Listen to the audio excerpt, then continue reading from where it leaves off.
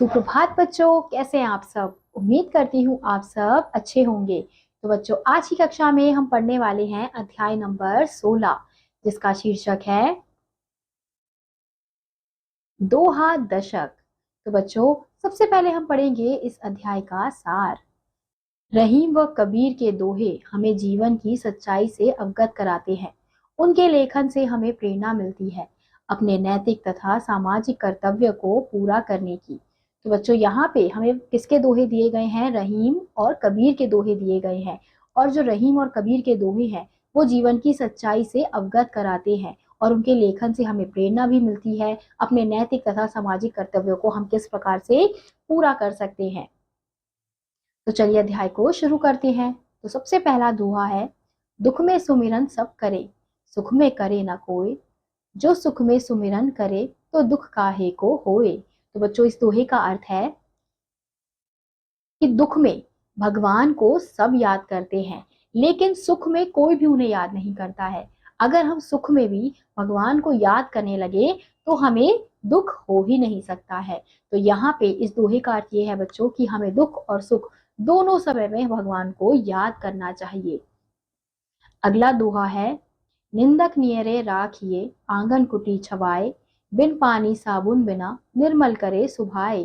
तो यहाँ पे बच्चों क्या कहा जा रहा है? इस दोहे का अर्थ है कि निंदक नियरे राखिए, यानी कि जो हमारी निंदा करते हैं, यानी कि जो हमारे अंदर कुछ बुरा ढूंढते हैं, कमियां ढूंढते हैं, तो ऐसे लोगों को हमें हमेशा अपने पास रखना चाहिए, क्योंकि ये क्या करते हैं? बिना पानी बिना साबुन के हमारे मन को साफ रखते हैं, क्योंकि वो हमारे अंदर की कमियां हमें बताते हैं। वो कमियां हमें पता चलती है, हम उसे ठीक करने का प्रयास कर सकते हैं।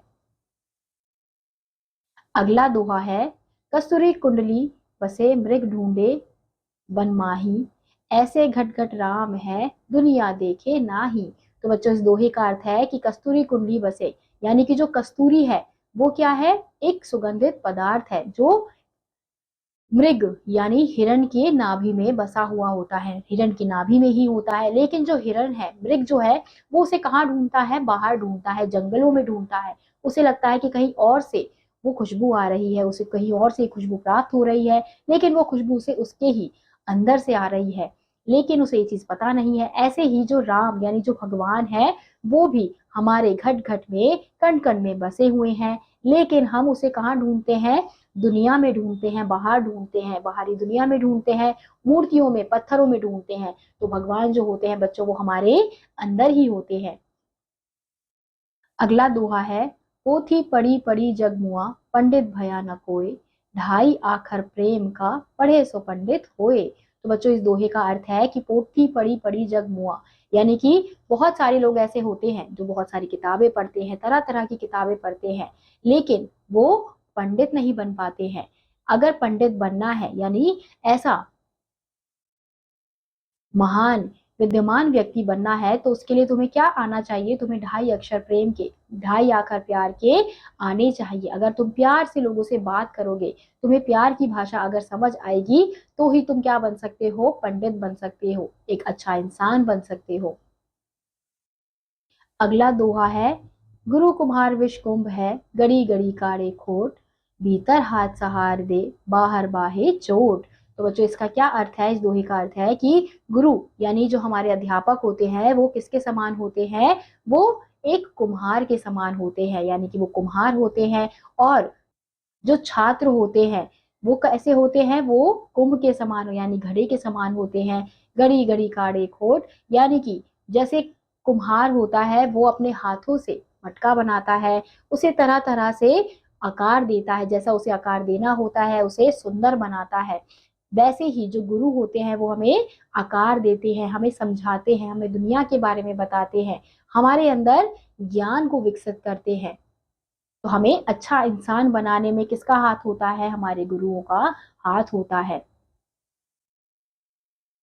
अगला दोहा है, साई इतना दीजिए जामे कुटुंब समाए, मैं भी भूखा ना रहूं साधु ना भूखा जाए।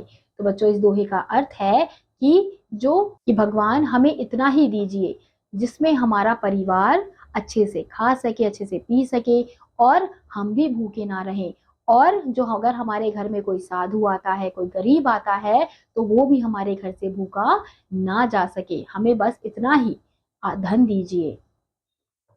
अगला दोहा है, तिनका कबू ना निंदिए, जो पायन तर होए, कबहु उड़ी आंखें परे, पीर घनेरी होए।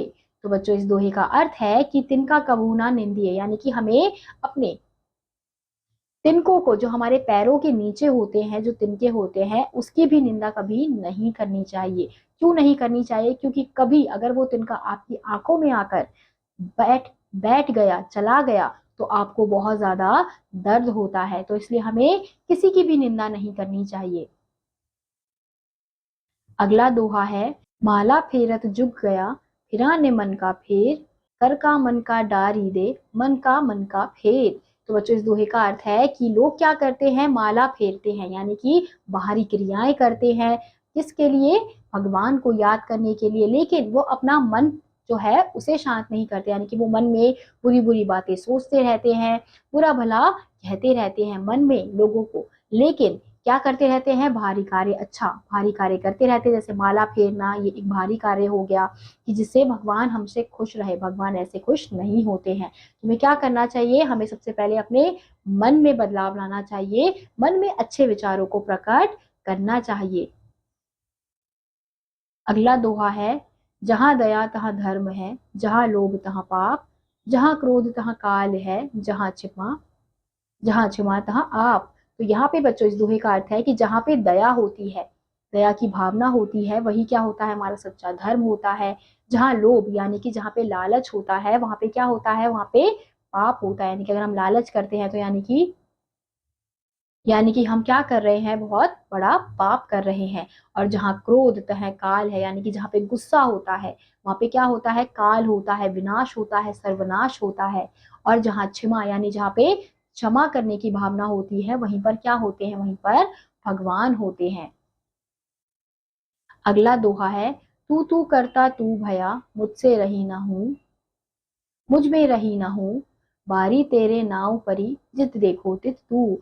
यानी कि इस दोहे का अर्थ है कि हम क्या कहते रहते हैं? भगवान तू है। हम भगवान को याद करते रहते हैं, और अगर मान लेते हैं कि हाँ भगवान हमारे आसपास है, भगवान तू है, तो हमें हर जगह कौन नजर आते हैं? हमें हर जगह, हर हर दृष्टि में हमें भगवान नजर आते हैं, और हमारा अहंकार भी बिल्कुल समाप्त हो जाता है। तो हमें बस केवल ये ध्यान रखना होता है, ये विश्वास रखना होता है कि भगवान हमारे आसपास ही हैं। तो बच्चों ये थे हमारे कुछ दोहे। तो इसी के साथ आज का यह अध्याय यहीं समाप्त होता है। उम्मीद करती हूँ आपको यह अध्याय समझ आया होगा। मैं आपसे मिलूंगी अगली कक्षा में। तब तक के लिए आप सभी बच्चे खुश रहिए और पढ़ते रहिए। बाय।